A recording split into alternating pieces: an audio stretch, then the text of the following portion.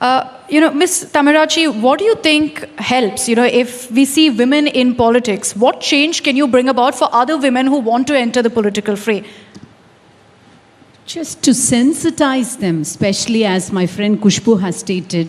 See, when we talk about opportunities, there's a certain difference when you talk from a privileged class. Because India has this peculiar problem of castes. The European countries have this division as, race and rich people, poor people, or religion. But the peculiar cure and the worst problem we have is caste.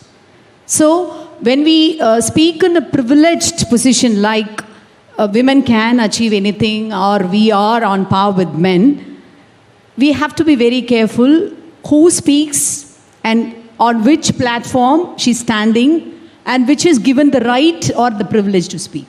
So when we come to that, we have to sensitize the not so privileged class of women to give them a boost of self-confidence. I come from a rural background. I come from my native places in the southern part of Tamil Nadu, which is a typical village, Mallanginaru.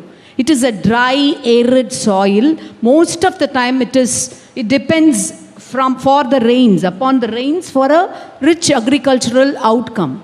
When I come from such rural background, I get my strength from those Karisakattu women, from those rural women who brace themselves upon the difficulties life poses on them. So most of their husbands are drunkards. Most of the women need to support their family as lone working women. Despite all these, I can see brave Karisalkattu women. My paternal grandmother, my aunts, my chinnamas, my ammatas, my appatas, they taught me self-respect even though they're not graduates. Most of them wouldn't have even stepped on the footsteps of any school at all. So what has given them that confidence? So self-respect movement, I always look up to women who are the pioneers of the self-respect movement. Moovalu Ramamridam Ammayar, Vaisu Manjula, Dr. Muthulakshmi Reddy, who have sensitized the underprivileged women who come from the lower strata of society of the oppressed classes that you can achieve.